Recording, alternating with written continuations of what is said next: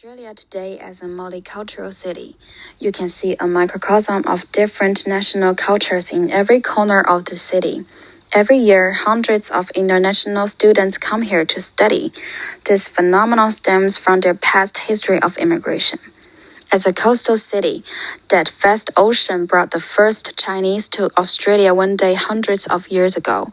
In 1851, gold was discovered in areas such as today's Victoria.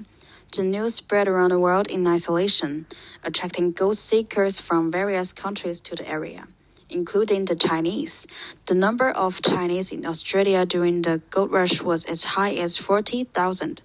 The largest number of Chinese in Australia prior to the formation of the Commonwealth in 1901. Most of the Chinese who came to the gold rush during this period were from Guangdong and came to Australia through Hong Kong. Many of them did not even know English and struggled to live on in this strange land. The main purpose of the Chinese who came during the gold rush period was to earn money. In addition to the Chinese who returned home after the gold rush, there are some Chinese who continue to stay in Melbourne.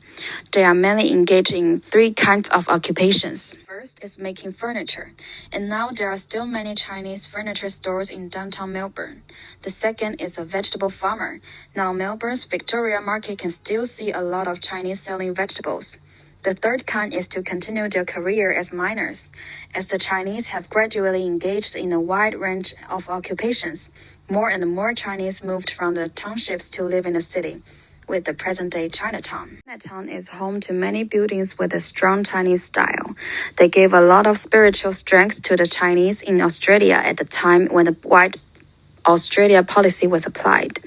Of course, the White Australia policy could not stop history from moving forward. You can still see many buildings with Chinese characteristics, full of Oriental flavor.